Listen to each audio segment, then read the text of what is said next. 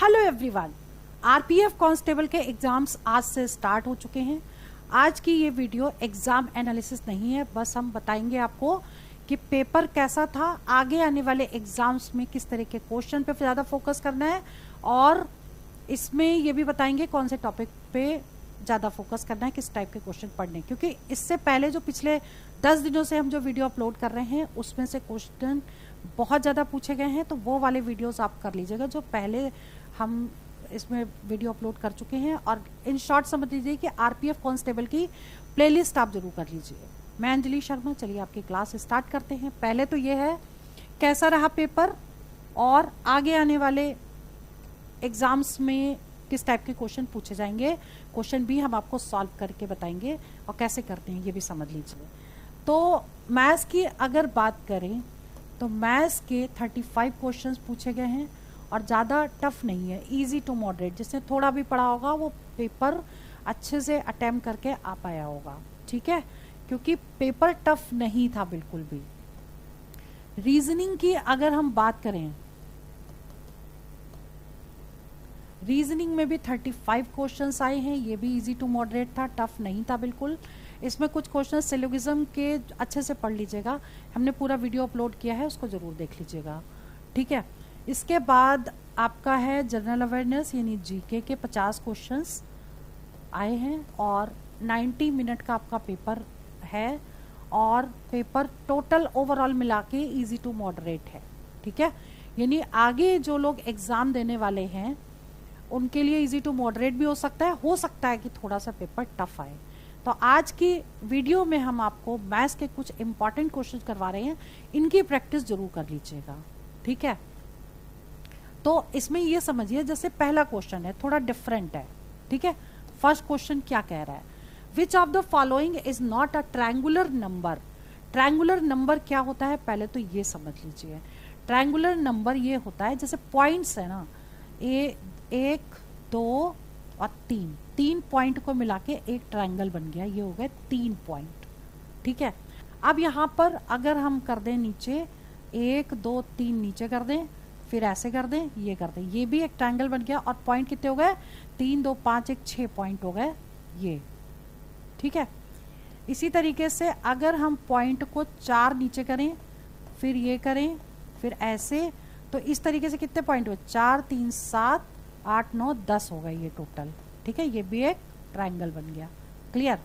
तो ये triangular points हैं, ये ट्रायंगुलर नंबर। अब इसको निकालने के लिए क्या करना है आपको, इसमें फॉर्मूला वही लगाएंगे कि n इंटू एन प्लस 1/2। ये हम शॉर्ट तरीका बता रहे हैं कि आप कोई नंबर ट्रायंगुलर नंबर है कि नहीं वो कैसे निकालेंगे। अब इसमें n की वैल्यू कम से कम 2 पुट करनी पड़ेगी, 1 से नहीं होगा। n की वैल्यू अगर आप 2 पुट करते हैं इसमें तो कितना हो जाता है 2 इंटू 2 प्लस 1 यानी कि 3/2, यानी कि जो 3 निकला है ये एक ट्रायंगुलर नंबर है, ठीक है। अब बात करते हैं यहाँ पे n is equal to 3 put कर दें अगर इसमें, तो 3 इंटू 3 प्लस 1 यानी 4/2, तो कितना हो गया ये 3 दूनी 6, 6 भी एक ट्रायंगुलर नंबर है, देखिए 3 आया 6 आया, ठीक। अब अगर n की वैल्यू क्या पुट करें, 3 हमने पुट की थी, अब 4 पुट कर दें तो कितना हो जाएगा ये 4 इंटू 4 प्लस 1 यानी 5/2, 2 दूनी 4 यानी कि 10 भी एक ट्रायंगुलर नंबर हो गया, ठीक है। तो 3 भी हुआ 10 भी हुआ। अब इसके बाद 15 का भी देख लेते हैं, हो सकता है कि 5 पुट करें तो 15 आ जाए, 5 इंटू 5 प्लस 1 6/2, ठीक है। तो 5 3 15, 15 आ गया, तो ये भी एक ट्रायंगुलर नंबर हो गया। कौन सा नंबर नहीं है 5, तो 5 आंसर इसका करेक्ट हो गया, क्योंकि आगे तो डिजिट अब बढ़ती चली जा रही है, ठीक है, क्लियर। तो फर्स्ट का आंसर हो गया 5, इसको टिक कर दीजिए। नेक्स्ट क्वेश्चन जो सेकंड नंबर है वो क्या है ये समझिए, बहुत अच्छे से क्लियर करेंगे, ठीक है। इसमें क्या है कि विच इज ट्रू। अब ये ऑप्शंस दिए हैं, उसे बताना कौन सा ट्रू है। देखिए नीचे जो है ये देखिए 12 है, ये डिजिट सब में सेम है, लेकिन केवल यहाँ पे थोड़ा सा चेंज नहीं है, कहीं भी यहाँ पे चेंज है, 53 है, ठीक है, बाकी डिजिट सेम है। अब नीचे देखिए यहाँ 12 है, सब में 12 और 6 है। अगर इस डिजिट को 2 से इंटू कर दें ऊपर और नीचे तो हमारा आंसर इजीली निकल आएगा, ठीक। अब हम इसको इंटू करें 29 इंटू 2, 9 दूनी 18, 2 दूनी 4, 1 5। 58 इज ग्रेटर देन 43, ये करेक्ट है। ठीक है, ठीक है, यहाँ पे भी वही आता 58 आता, तो ये गलत हो जाता, ये आपका आ जाता 58, तो 58 इक्वल तो हो नहीं सकता, ये भी गलत हो गया। ठीक है, तो आपका ए आंसर करेक्ट हो गया। अब बात करते हैं क्वेश्चन नंबर 3 की। समझिए, एग्जाम में पूछा गया क्वेश्चन है ये। तपस, अवी and Rishi shared a cake. ठीक है, तपस हैड 1/2 ऑफ इट, तो तपस को कितना मिला, 1/2 पार्ट मिल गया पूरे केक का। ऋषि को कितना मिला, 1/3 पार्ट मिल गया पूरा।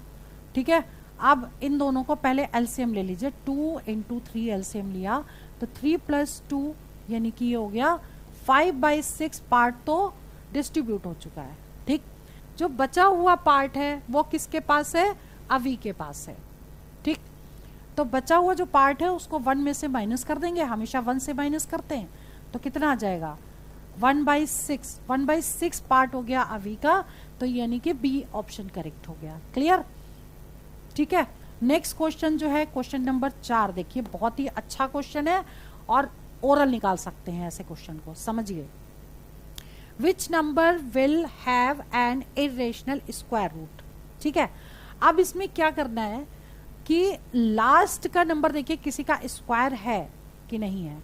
ठीक, ये देखिए लास्ट में 6 है, सिर्फ लास्ट नंबर देख रहे हैं, ये 6 का भी स्क्वायर हो सकता है 36 यानी 6 आ गया, और 4 का स्क्वायर भी हो सकता है 16 यानी लास्ट में 6 आ गया, तो ये तो इरेशनल नहीं होगा। ठीक है, इसके बाद यहाँ देखिए 1 आ गया, 1 मतलब 1 का स्क्वायर भी 1 लास्ट में आ गया, और 9 का स्क्वायर यानी 81 भी आ गया, तो ये भी नहीं हो सकता। 4 को देखते हैं तो 2 का स्क्वायर भी 4 होता है, और 8 का स्क्वायर 64 यानी 4 हो गया, तो ये भी नहीं हो सकता। इसका मतलब बी ऑप्शन करेक्ट है। लास्ट में 8 है, किसी का स्क्वायर जो है वो 8 नहीं होता, 1 से लेके 9 तक के नंबर का स्क्वायर अगर निकालेंगे तो वो नहीं होता स्क्वायर, इसलिए ये आंसर करेक्ट हो गया। क्लियर? अब बात करते हैं क्वेश्चन नंबर 5 की। सिंपल इंटरेस्ट और कंपाउंड इंटरेस्ट वेरी इंपॉर्टेंट है, और इसमें से 2 क्वेश्चन श्योर शॉर्ट है। ठीक है, एट 9.5% SI पर simple interest per annum a sum of money becomes ₹942 in 6 years।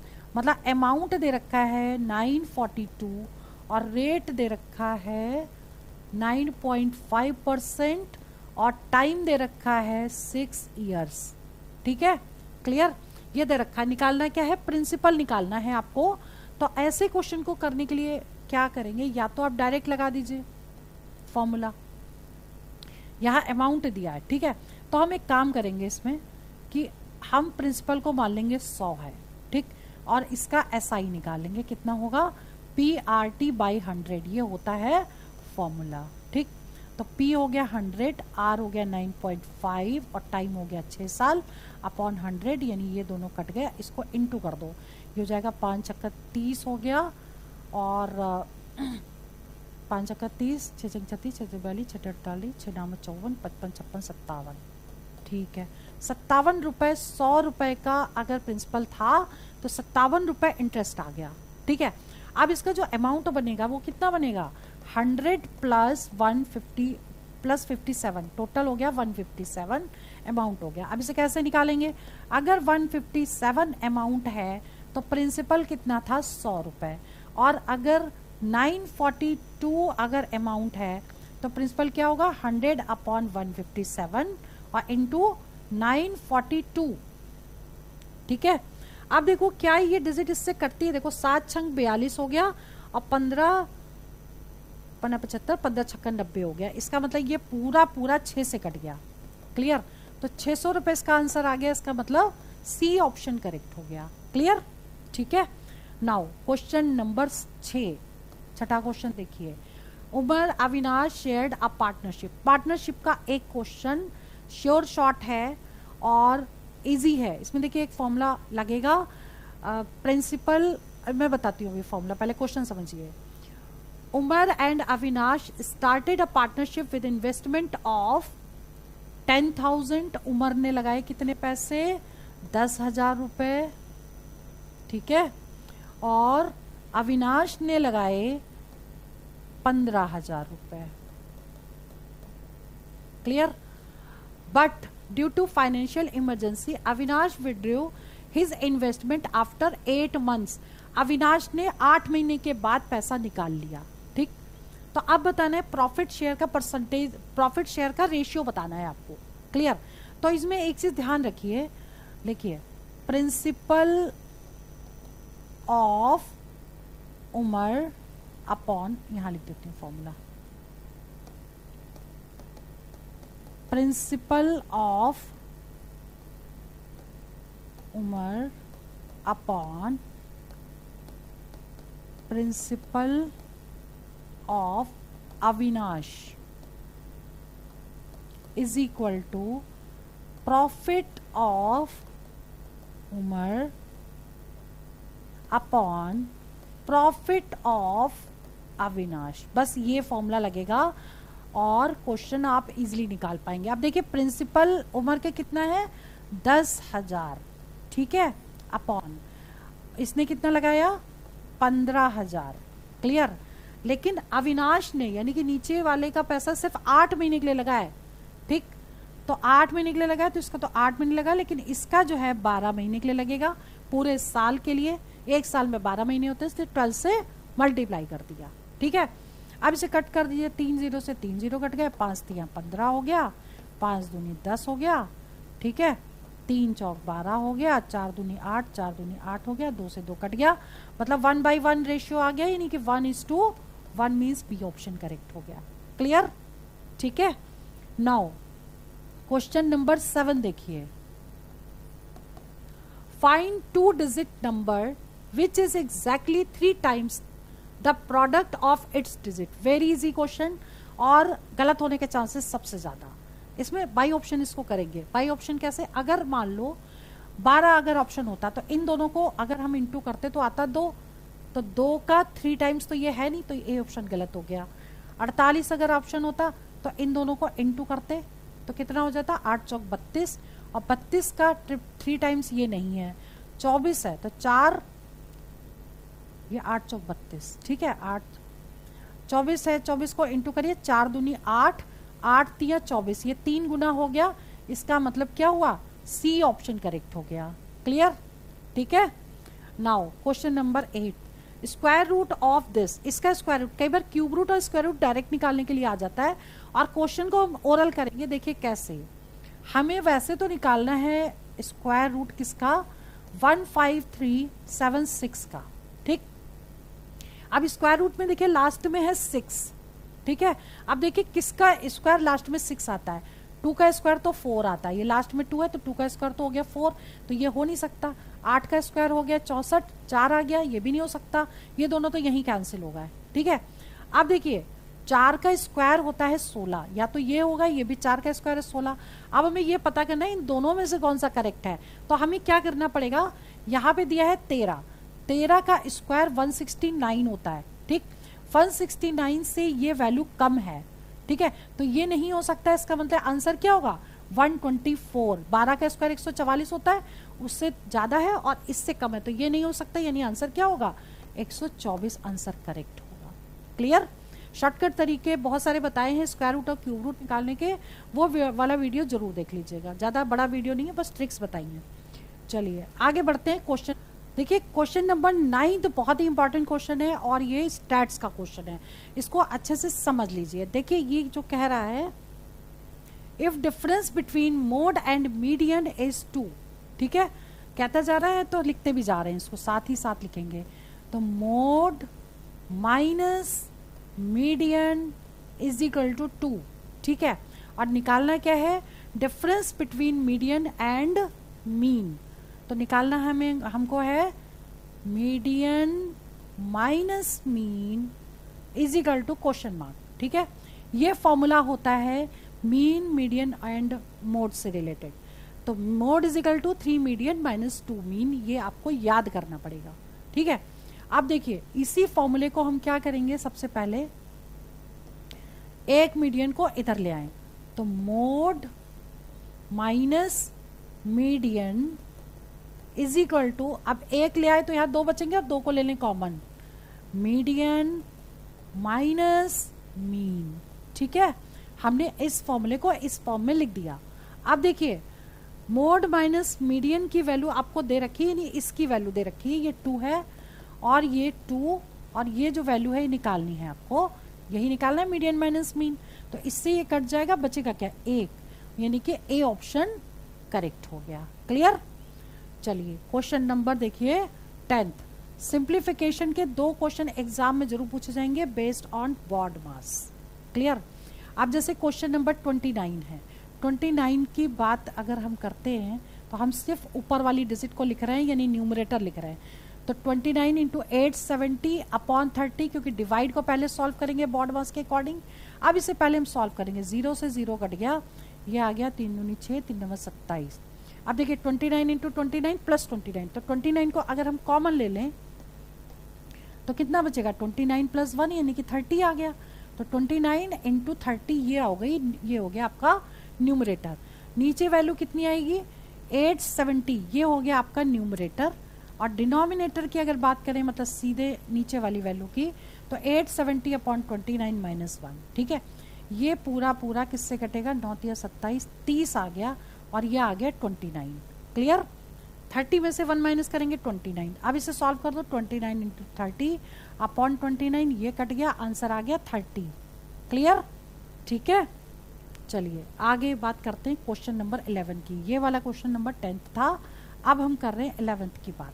Baud मास लगेगा, ऐसे वाले क्वेश्चन को अंदर वाले ब्रैकेट से सॉल्व करते हैं। सबसे छोटा ब्रैकेट सबसे पहले सॉल्व करेंगे। जैसे यहाँ -7 है तो 7 को इसमें से माइनस कर दीजिए, आ गया 21।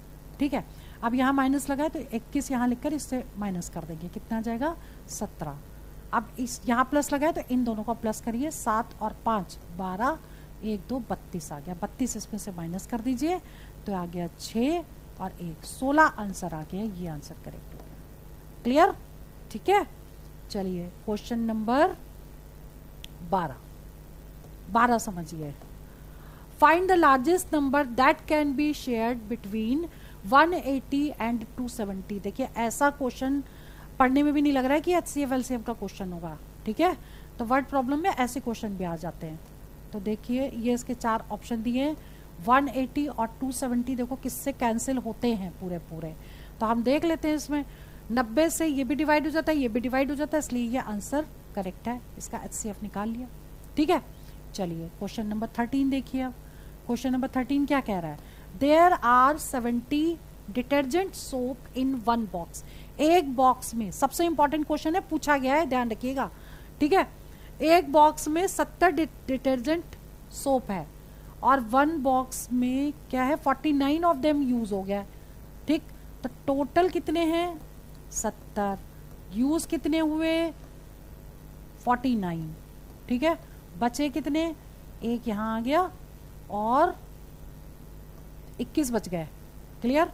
अब बताना क्या, find percentage of remaining soap. तो जो बचे हुए रिमेनिंग सोप तो वो तो आएगा ऊपर 21। ठीक, और टोटल कितने थे वो नीचे आएगा और इनटू 100 कर दीजिए। ठीक, 0 से 0 कट गया, 7 या 21, 30% आ गया। 30% मतलब ये आंसर करेक्ट हो गया। Clear. Next question number 14। Population का एक क्वेश्चन जरूर आता है। पॉपुलेशन के क्वेश्चन अभी मैंने पिछले 10 दिनों में जो भी वीडियो अपलोड किए हैं उनमें बहुत सारे क्वेश्चंस करवाए हैं, उनको जरूर देख लीजिएगा। और एक पॉपुलेशन की वीडियो भी मैंने अलग से अपलोड की है जिसमें डिफरेंट टाइप के क्वेश्चंस है, उसको जरूर देख लीजिएगा। वोट, इलेक्शन, पॉपुलेशन वाले क्वेश्चन देख लीजिएगा, अलग अलग वीडियो भी अपलोड किया है। तो ये 14वां क्वेश्चन कर लेंगे। 15वें में क्या है, the sides of A quadrant, इसका जो एंगल है, मतलब कोई भी चतुर्भुज है जिसका साइड का रेशियो दे रखा है 2:3:4:5। ठीक है, पेरीमीटर यानी कि परिमाप दे रखा है, स्मॉलेस्ट साइड बतानी है, ये समझ लीजिए। तो एक कोई भी ऐसा हमने चतुर्भुज बना लिया, अगर ये 2x है तो ये 3x है, ये 4x है और ये 5x है, इन सबका टोटल पेरीमीटर होगा। ठीक है, वो दे रखा है, तो कितना होगा 2x plus 3x plus 4x plus 5x that is equal to 196। Clear. अब इसको प्लस करिए, देखिए 5 और 5 10, 4 14, 14x इज इक्वल टू 196। तो x कितना हो जाएगा 196 अपॉन 14। ठीक है, 196 14 का स्क्वायर रूट होता है, ठीक है, 14 आ गया, 14 बार कट गया। अब आपको निकालना है स्मॉलेस्ट साइड, स्मॉलेस्ट साइड है 2x, तो 2 इंटू 14 कर दीजिए, 28 आंसर आ गया इसका। क्लियर, ठीक है। तो इन शॉर्ट हम ये कह रहे हैं आपसे कि पीएफ आरपीएफ कांस्टेबल एग्जाम में जो हमने वीडियोस अपलोड किए हैं पिछले 10 दिन में, उनको जरूर रिवीजन करके जाइए, काफ़ी क्वेश्चन उसमें से फंसेंगे। और ये वाला जो वीडियो तो टोटली डिफरेंट था, मतलब ऐसे क्वेश्चन जरूर करने हैं, और आगे भी लगातार हम वीडियो अपलोड करते रहेंगे। और सबसे पहली बात है, अब अगर हम रीजनिंग की बात कर लें, रीजनिंग में वर्बल और non verbal, verbal and non verbal, ठीक। वर्बल में सबसे ज्यादा क्या पढ़ना है, कोडिंग डिकोडिंग, सबसे ज्यादा क्वेश्चन और श्योर शॉर्ट आ रहे हैं। इसका हमने पूरा सिलेबस भी आपको बताया हुआ है, कोडिंग डिकोडिंग रिवीजन करें। ब्लड रिलेशन, ठीक है, डाइस, इसके बाद सीरीज, डाइस के 2 क्वेश्चन, ब्लड रिलेशन के 2 क्वेश्चन, इसके 2 से 3 क्वेश्चन, सीरीज के 2 से 3 क्वेश्चन, ठीक है। मतलब अल्फाबेट सीरीज भी है, लेटर रिपीटिंग सीरीज है, odd one out, missing number. Clear, तो इस टाइप के क्वेश्चन हो गए। इसके बाद जो है कई बार डायरेक्शन के भी क्वेश्चन पूछ देते हैं। उसके बाद आपका आ गया नॉन वर्बल में, नॉन वर्बल में आ गया मिरर इमेज, वाटर इमेज, इन दोनों में से एक क्वेश्चन श्योर शॉर्ट है, ठीक है। अच्छा, 2 क्वेश्चन टोटल मिला के इनमें से आएंगे। और इसके बाद देखिए सीरीज के क्वेश्चंस, इसमें भी क्लासिफिकेशन, फिर एनालॉगी, सिलोगिज्म सबसे इंपॉर्टेंट, इसमें भी एनालॉगी, क्लासिफिकेशन, मतलब बहुत इजी क्वेश्चन आते हैं इससे, ये तो शॉर्ट शॉर्ट करेक्ट होंगे। सिलोगिज्म सबसे इंपॉर्टेंट, सिलोगिज्म स्टेटमेंट कंक्लूजन के क्वेश्चन आ रहे हैं। इनइक्वालिटी के क्वेश्चन, इनइक्वालिटी के क्वेश्चन इसमें से 1 या 2 जरूर पूछे जा रहे हैं, ठीक है। तो इनको जरूर रिवाइज कर लीजिएगा। बाकी रीजनिंग की वीडियो मैंने पहले भी अपलोड की है, और 1-2 वीडियोस में और अपलोड करने वाली हूँ, उसको जरूर देख लीजिएगा। और इतनी रिवीजन और प्रैक्टिस लास्ट मोमेंट पे सफिशिएंट है, मोर देन सफिशिएंट है। चलिए वीडियो में यहीं ओवर करती हूँ। All the best for exam for selection. जय हिंद।